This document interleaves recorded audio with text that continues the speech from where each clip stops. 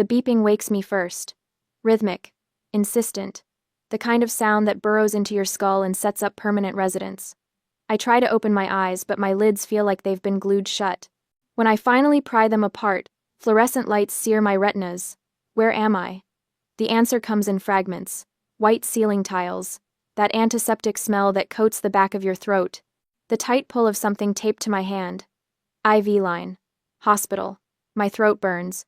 Raw. Wrong. I try to swallow, but it feels like I've swallowed broken glass. I reach up with a trembling hand and touch my neck, feeling the tenderness there. They had a tube down my throat. How long was I out? I fumble for my phone on the bedside table. My fingers feel thick, clumsy, refusing to grip the smooth metal. It takes 3 tries before I can lift it. The screen lights up. 3:47 a.m. Monday.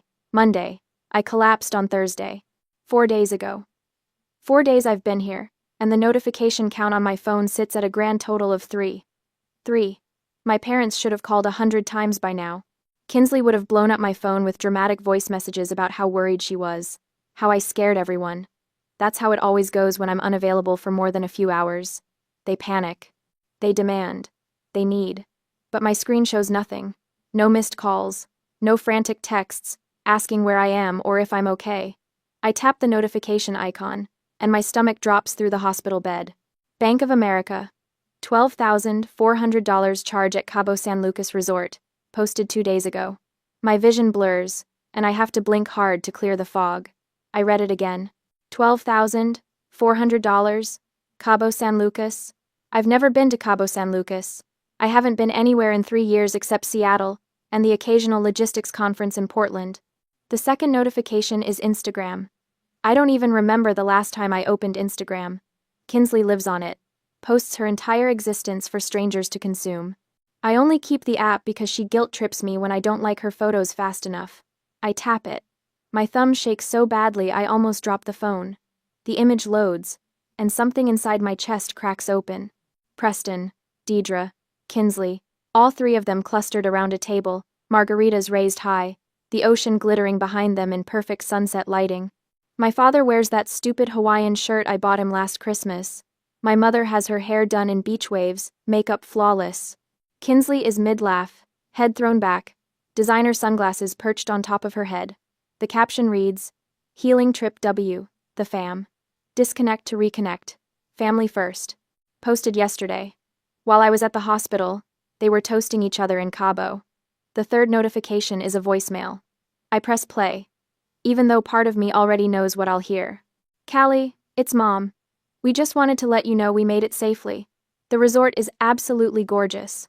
Your father says the golf course here is top tier. Anyway, we'll check in later. Love you. Chipper. Breezy. Not a single question about why I haven't responded. Not a flicker of concern that their daughter, who works 70-hour weeks and never takes a day off, has gone completely silent. Because they know. They know exactly where I am. The hospital called them. They had to. I'm the one who pays for their cell phones. I know the number by heart. Someone from this hospital called my emergency contacts and told them their daughter was in the ICU with sepsis. And they chose margaritas. My hand shakes violently now as I scroll back further, past the cheerful vacation photos, looking for something. Anything. A worried text from 4 days ago. A missed call, time-stamped right after my collapse. Nothing. But there is something from 5 days ago. Before I collapsed. Kinsley. Need $500 as soon as possible. Dress for Cabo didn't fit. Don't ignore me. I remember that text. I was at my desk, files stacked in towers around me, trying to reconcile a shipment discrepancy that would cost the company 6 figures if I didn't fix it. The pain in my abdomen had been building for hours. Sharp, insistent. I kept telling myself it was just stress, just another reminder that I needed to eat something other than vending machine crackers. Kinsley's text came through, and I did what I always do, pulled up my banking app, hovered my thumb over the transfer button. The pain spiked then, white hot, blinding. I remember falling. The cold tile of the office floor against my cheek. My phone still clutched in my hand. Kinsley's text still open on the screen. I remember thinking, even as the edges of my vision went dark, that I needed to send the money first. Kinsley needed that dress. It was important to her. I couldn't let her down. I collapsed, trying to fund their vacation while my organs were shutting down. The door to my room opens and I expect a nurse. Instead, I see Aunt Lenore. She's the only one who came. Preston's older sister, the one who has been estranged from the family for 15 years, ever since she refused to co-sign a loan for one of his investment schemes. She looks exactly like I remember. Steel gray hair cut sharp at her shoulders, eyes that miss nothing.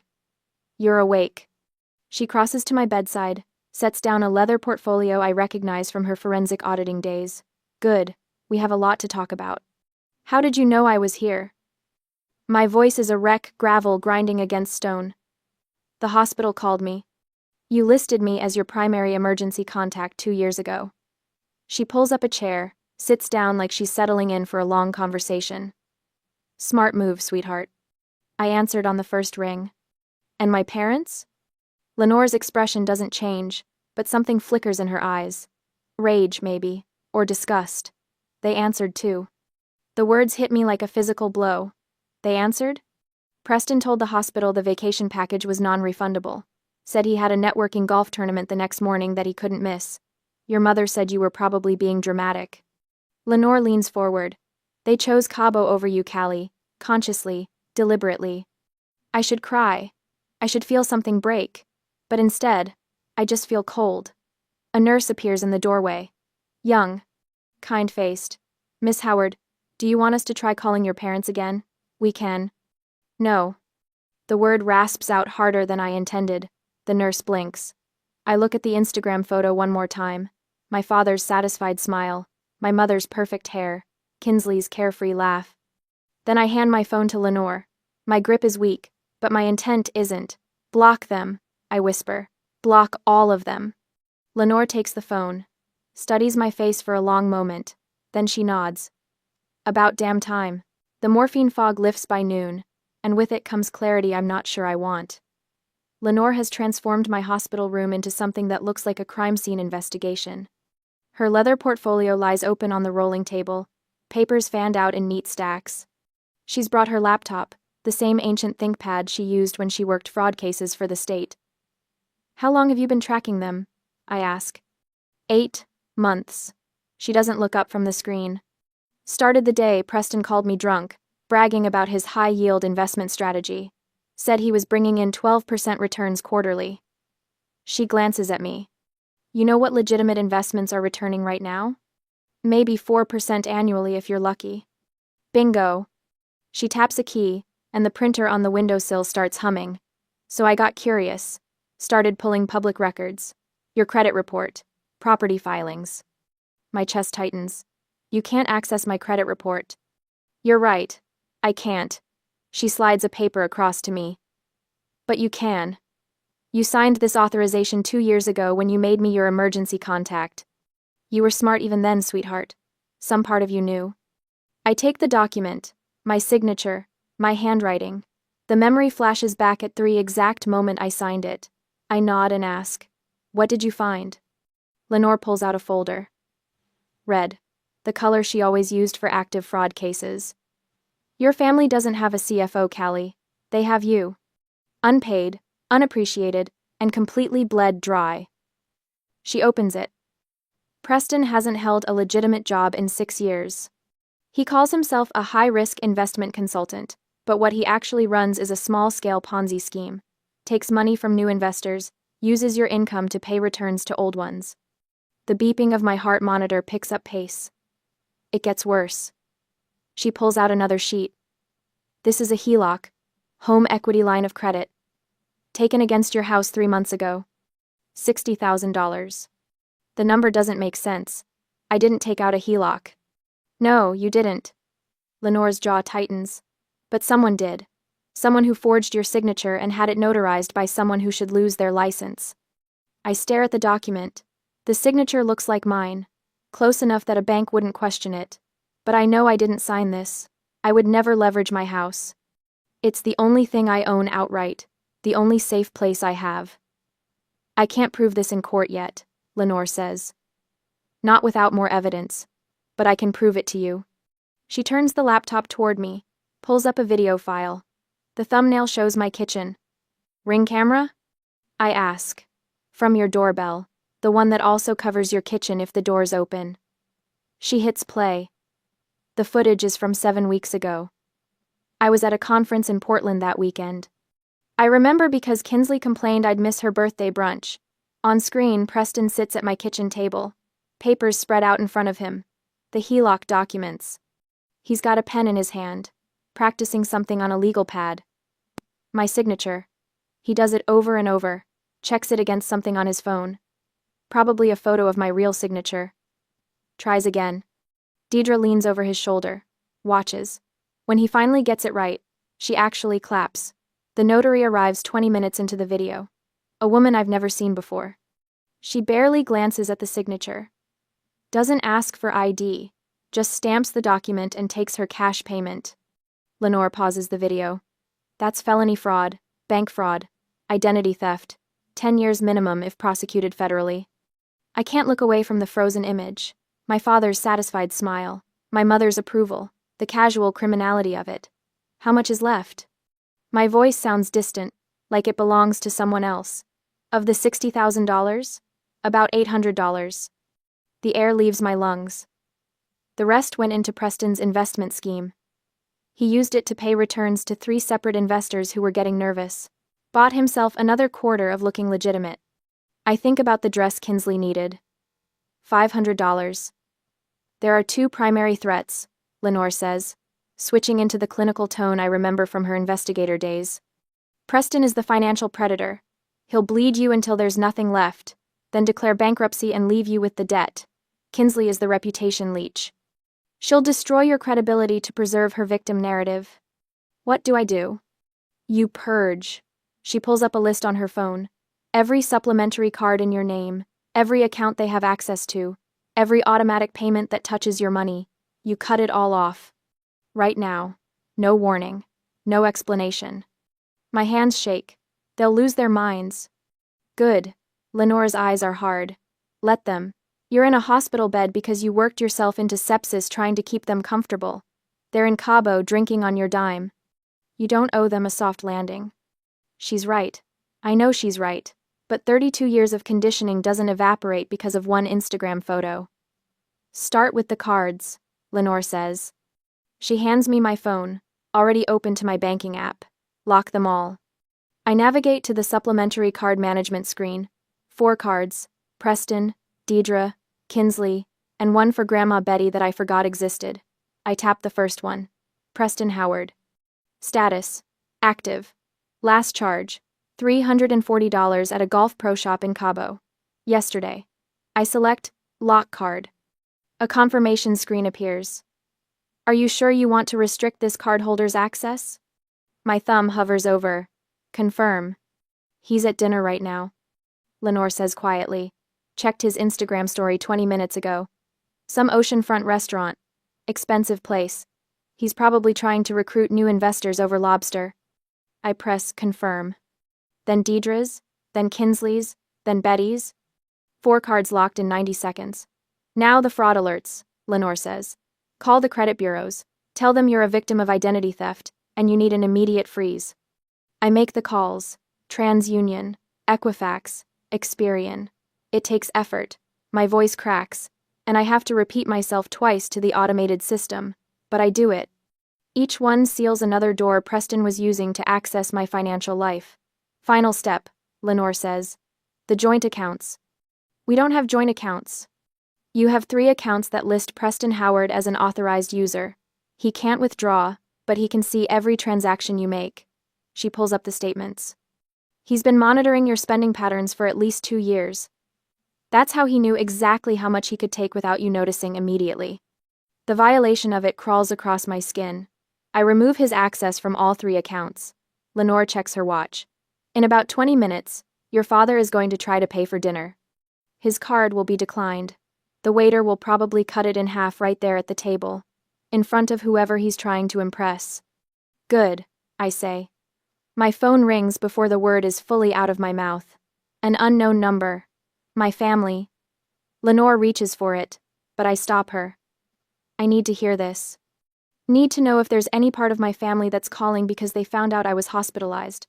Any fragment of him that's actually my family instead of my accountant's. I answer. Put it on speaker. You made me look like a fool. My father's voice is pure rage. Not worried. Not concerned. Rage. The waiter cut up my card in front of clients. Do you have any idea what you've done? Not, are you okay? Not, we heard you were sick. Just fury that his access to my money got interrupted. Fix this, he demands. Right now. I don't care what kind of tantrum you're throwing. Fix it. Effin. Lenore's hand covers mine on the phone. Steady. Grounding. No, I say. What? No, I'm not fixing anything. Callie, I swear to God if you don't. I hang up, turn off the phone, set it face down on the table. Lenore squeezes my hand. How do you feel? Like I just cut off my own arm. Like I can finally breathe.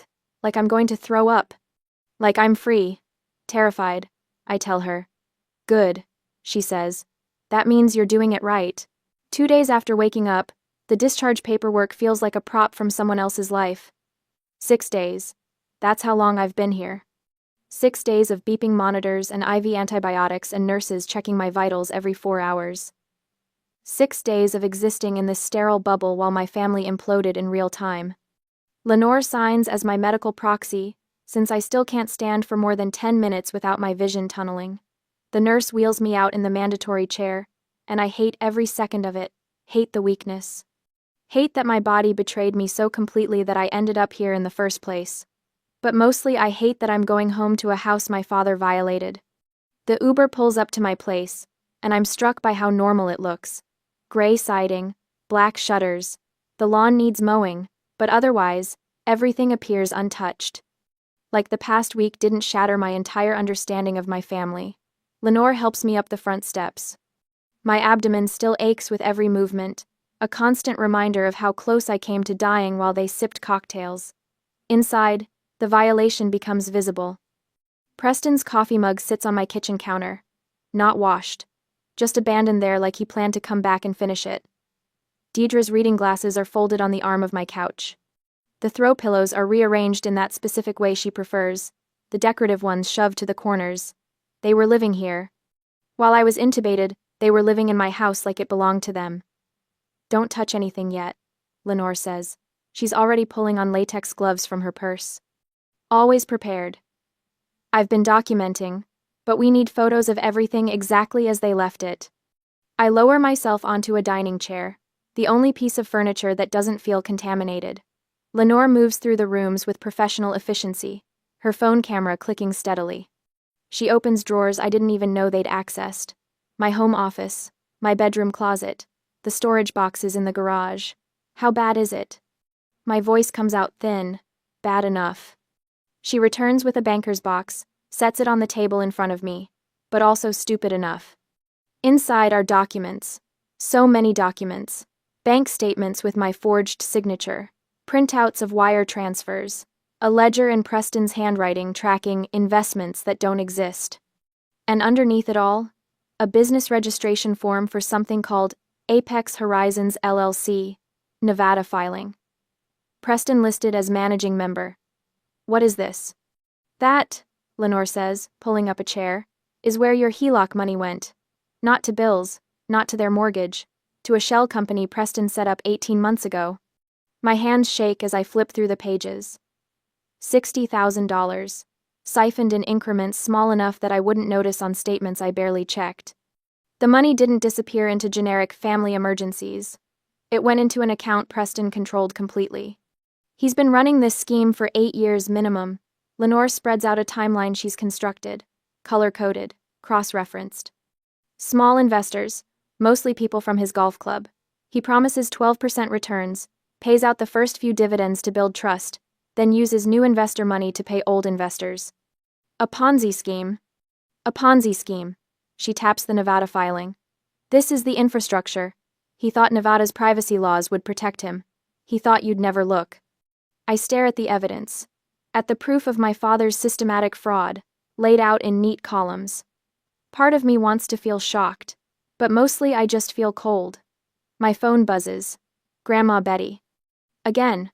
She's called 4 times since yesterday. Left 3 voicemails that Lenore previewed for me, each one more aggressive than the last. The messages all follow the same script. I'm selfish. I'm cruel. I'm destroying the family over a misunderstanding. The felony fraud doesn't rate a mention. The phone buzzes again. I reach for it, but Lenore's hand covers mine. You don't have to answer. She'll just keep calling. Let her. But the buzzing continues. Insistent. Demanding. The same ringtone I assigned her years ago because she complained when I didn't answer fast enough. I pull my hand free and accept the call. Put it on speaker because I'm too tired to hold the phone. Finally. Grandma Betty's voice fills my kitchen, sharp and certain. Do you have any idea what you've put your parents through? They had to fly home in economy class, Callie. Economy. Your mother's back has been out for 3 days. I was intubated, Grandma. And that's very unfortunate, sweetheart, but you're fine now.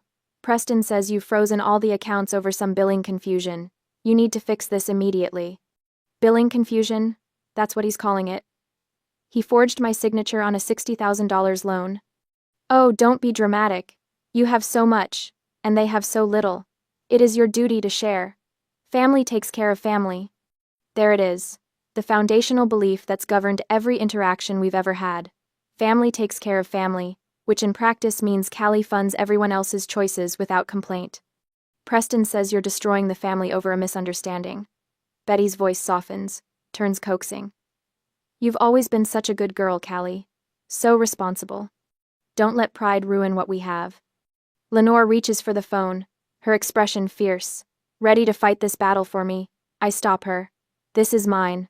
I take the phone off speaker, lift it to my ear. My hands still shake, but my voice comes out steady. Grandma, love isn't a line of credit. I'm done paying for my own abuse. Then I hang up. Silence fills the kitchen. Lenore stares at me like she's seeing someone new. My phone immediately starts buzzing again, Betty's name flashing on the screen. I decline the call. Block the number. The sudden quiet feels massive. That was the matriarch, Lenore says slowly. You just hung up on the matriarch. I know. She'll escalate. I know. Lenore's expression shifts into something I've never seen directed at me before. Respect, maybe. Or recognition. She pushes the banker's box toward me. Then you're going to need to see all of it. The other investors. The payment records. The complaints people have already filed with the state. I pull the documents closer. Force my exhausted brain to process what I'm seeing. 5 other investors besides me. All older men from Preston's golf network. All promised impossible returns. All paid back with money from the next person in line. This is prosecutable, I say. Extremely. Federal charges. Multiple counts. I look up at her. He's coming for the house, isn't he? Once he realizes the money's really gone. Lenore nods, her jaw tight. Yes. But they don't know I've traced where the HELOC money went. They don't know we have the Nevada filing. They don't know about the investor list. She leans forward, and I see the forensic auditor she used to be. The woman who took down corporate fraud rings and walked away clean. We have the leverage, Callie. We just need them to walk into the trap. 3 days later, the video hits 2 million views while I'm sitting in a staff meeting. My phone buzzes against the conference table. Once, twice, 7 times in 30 seconds. I flip it face down, but not before I catch a glimpse of the notification. Kinsley Living tagged you in a post. Later, in the bathroom, I watch it. Kinsley's face fills the screen, mascara streaked artfully down her cheeks. Real tears this time, I think. Or maybe she's just gotten better at the glycerin trick. My sister left us stranded. She sobs into the camera. We had nothing, no way home. She cut us off while we were in another country because she couldn't stand seeing us happy for once in our lives. The comments scroll faster than I can read them. Narcissist. Hope karma gets you. Your poor parents. By the end of the day, 3 coworkers have asked if I'm okay. By the end of the week, my boss pulls me aside to discuss personal matters affecting workplace perception. Professional damage. Mounting. Exactly what Kinsley intended. 2 weeks after the video goes viral, Preston's lawyer sends the demand letter. Lenore brings it to my apartment on a Tuesday evening. I'm heating up soup I won't eat, trying not to think about the fact that my LinkedIn inbox is full of messages from people who've seen Kinsley's performance. Tenants' rights. Lenore reads aloud, her voice flat. He's claiming a verbal lifetime lease based on, quote, Decade of continuous residency and property management, unquote. I set down my spoon. He what? It's a stalling tactic. Ties the house up in court for years while he lives there rent-free. She flips to the next page. His lawyer is decent. Not great, but decent enough to make this expensive for you. The number at the bottom of the estimate makes my stomach turn. Legal fees, court costs. Years of my life spent fighting while Preston plays victim and Kinsley racks up views. I think about the Instagram photo. Ask. The margaritas. My father's satisfied smile while I was intubated. What do we do? Lenore looks at me over the top of the letter. We let him think he's won. The mediation happens in a conference room that smells like burnt coffee and desperation. Gray walls, gray carpet. A table so aggressively neutral it might as well not exist. Preston arrives first, lawyer in tow. He's wearing a suit I bought him 2 Christmases ago for a business opportunity that never materialized. Deidre follows, phone already out, probably texting Kinsley play-by-play updates. Kinsley herself slouches in last, filming everything on her phone until the lawyer makes her stop. I let my hands shake when I pour water from the pitcher. Spill a little on the table. Preston notices. Smirks. Callie. His voice carries that false warmth he uses when he wants something. We don't have to do this. We're family. I don't answer. Let my silence read as fear instead of fury. Lenore sits beside me, playing her part. Weary advisor. Tired of fighting. She's dressed down for this, wore her oldest blazer, left her forensic auditing credentials off the table tent with her name. Preston's lawyer starts talking. Demands. Concessions. A formal acknowledgement of their residency rights. 6 months minimum before any eviction proceedings, plus a monthly stipend for displacement hardship. The words blur together. I focus on my breathing. In for 4, out for 4. The technique my therapist taught me for panic attacks works just as well for calculated performance. Miss Howard. Preston's lawyer leans forward. Your father has been very patient, but he's prepared to take this to trial if necessary. The publicity alone. We have a proposal, Lenore interrupts. She slides a document across the table. Single page. Dense text. The header reads, Affidavit of Residency and Management. Preston's lawyer picks it up, skims it. His eyebrows rise slightly, but he keeps his face professionally neutral. What is this? A compromise. Lenore's voice is exhausted. Defeated. Oscar-worthy. Callie will agree to a 6-month extension and a modest monthly stipend. In exchange, Preston signs this affidavit, confirming he resided at the property as his primary residence and exclusively managed household finances for the past 10 years. I watch Preston read over his lawyer's shoulder. See the exact moment he thinks he's won. His spine straightens. The smirk returns. This admits everything, Preston says slowly. That we lived there, managed everything, ran the household. Employé. Yes, Lenore slides a pen across the table. It validates your claims, makes any future legal action much simpler. For you. I need to consult with my client, the lawyer says. He looks uneasy. They huddle, whisper. I see the lawyer tapping the paper urgently, shaking his head. He's spotted the risk. He knows exclusive management is a liability trap. But Preston isn't listening. He's looking at me. At the daughter, he thinks he's beaten. It's fine, Preston says, loud enough for us to hear. He waves his lawyer off with a dismissive flick of his hand. She just wants a piece of paper to save face. Let her have it. Preston, I strongly advise against, the lawyer starts. I said it's fine. Preston snatches the pen. His signature sprawls across the bottom line, bold and confident. The signature of a man who thinks he's just secured his retirement on his daughter's dime. Deidre signs as witness. So does Kinsley, her handwriting looping and dramatic. They leave 20 minutes later, high-fiving in the hallway. I hear Kinsley's laugh echo back through the closing door, sharp and triumphant. The door clicks shut. Lenore's exhausted demeanor vanishes like somebody flipped a switch. She picks up the signed affidavit, holds it up to the light streaming through the window, checking the signatures one final time. Then she smiles. It's not a nice smile. It's the smile of a forensic auditor who just got exactly the evidence she needed, gift-wrapped and notarized. They just signed their own death warrant. I stare at the document. At Preston's confident signature. What did we do? By swearing he lived here in Washington as his primary residence while simultaneously claiming Florida residency for tax purposes on other documents I've collected, he just confessed to tax fraud. Lenore sets the affidavit down carefully, reverently. And by admitting he exclusively managed household finances, he just linked himself directly to every transaction from the Ponzi scheme accounts. The trap. Not in the language of the document, but in what signing it proves. The IRS loves this kind of thing, Lenore continues. Clear documentation. Signed confession. No wiggle room. She slides the affidavit into her leather portfolio. We just armed the weapon. Now we wait for the right moment to fire. Outside, I hear Kinsley's laugh again. Celebratory. Victorious. She has no idea what her father just signed. Neither does Preston. But they will. The party planning starts 3 days after the mediation. I know because Kinsley posts about it. Victory celebration at the family estate this weekend. Sometimes you have to fight for what's yours. Family wins. Justice served. The family estate? My house?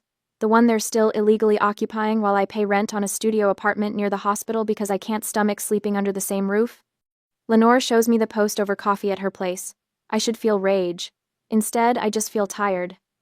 Let them celebrate, Lenore says. She's wearing reading glasses, scrolling through something on her laptop. Hubris makes excellent seasoning. For what? She turns the screen toward me. It's a Reddit thread. The title reads, "Help me find proof my coworker's sister is lying about her narcissist story." My chest tightens.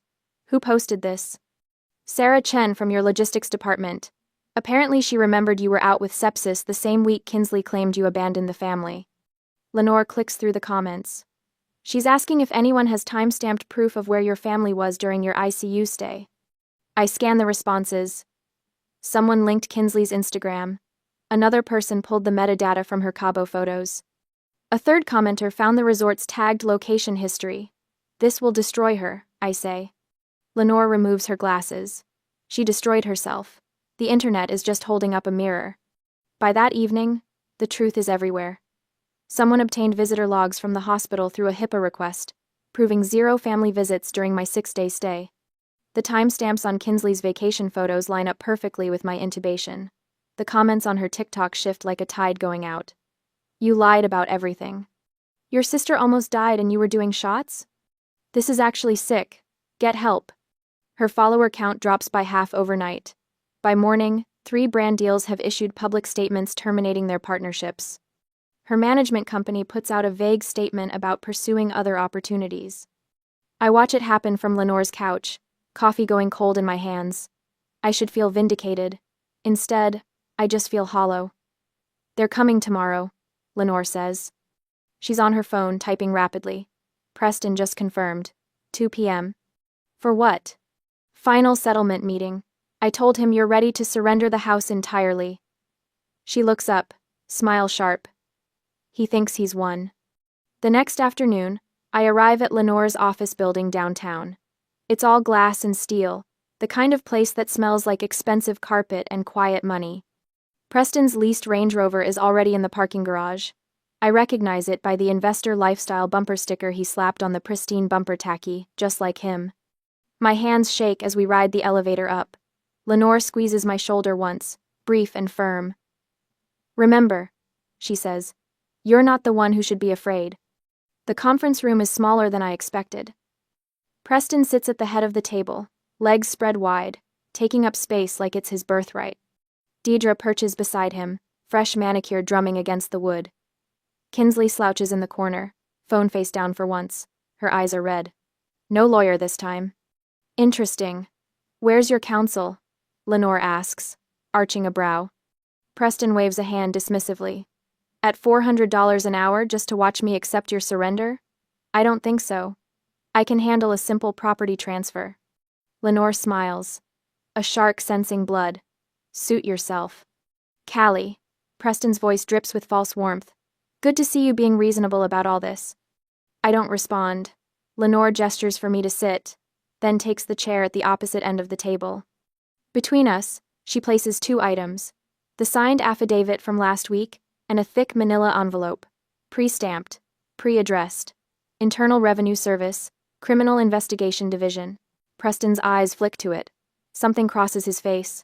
Not quite fear yet. Just calculation. What's that? Deidre asks. Lenore folds her hands. Insurance. She opens a leather folder. Inside are two subfolders, labeled A and B. She slides folder A across the table. This contains Ring camera footage from Callie's kitchen showing you, Preston, practicing her signature. 47 attempts before you got it right. She taps the folder. It shows the notary arriving, shows you forging the HELOC documents. That's bank fraud, identity theft, 10 to 15 years in federal prison. Preston's face drains. That's not what that is. I was just... The notary already cooperated with authorities. He's willing to testify in exchange for a reduced sentence on his other cases. Lenore doesn't raise her voice. Doesn't need to. Folder A goes to the FBI if you walk out that door without signing the voluntary surrender. Deidre makes a small sound, almost a whimper. Lenore slides folder B forward. This one's even better. Remember that affidavit you signed last week? The one where you swore under oath that you lived in Washington as your primary residence, while exclusively managing all household finances? Preston's hands curl into fists. That's interesting, because your Florida driver's license says you're a resident of Orlando. So does your tax return from last year. And the year before. And every year since 2016. She opens the folder, revealing page after page of documentation. You claimed Florida residency to avoid Washington's capital gains tax. But you just signed a legal document admitting you lived here. That's called tax fraud, Preston. I'll recant. His voice comes out strangled. I'll say I was confused. Then I mail both folders to federal investigators and you get charged with perjury on top of everything else. Lenore leans back. But wait, there's more. She pulls out another set of papers.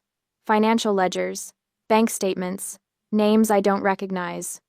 By admitting you managed Callie's household finances, you legally tied yourself to every account that received funds from her income, including the Nevada Shell Company, including the investment scheme accounts. She spreads them across the table like a poker hand. We have 12 investors ready to file complaints. We have wire transfer records.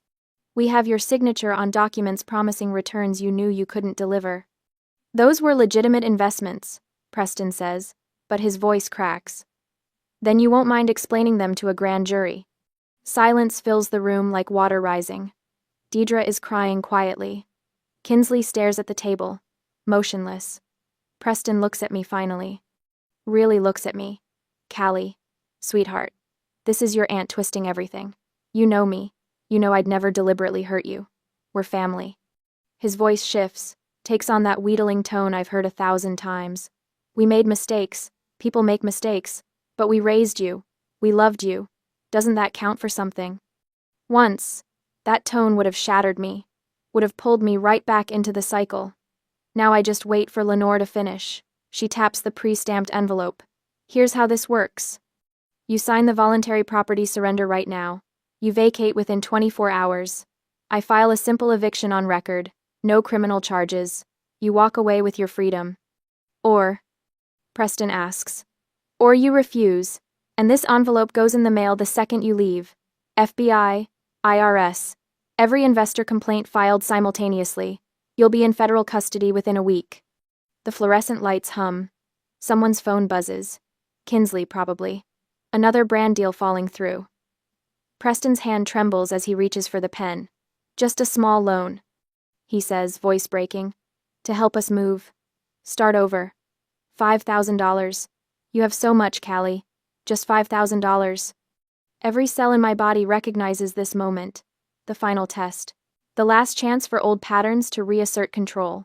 Old Callie would have checked her bank balance before he finished the sentence. I stand. Look him directly in the eye. No. One word. Clean. Final. His face crumples. Not with sadness. With rage. With disbelief that his asset is refusing to perform. He signs. 18 hours later, I stand in my house while Lenore changes the locks. The place is empty except for the furniture I bought. They took their clothes, Preston's files, Kinsley's ring light setup. Nothing else. The silence is extraordinary. My phone buzzes. Grandma Betty's name lights up the screen. I let it go to voicemail.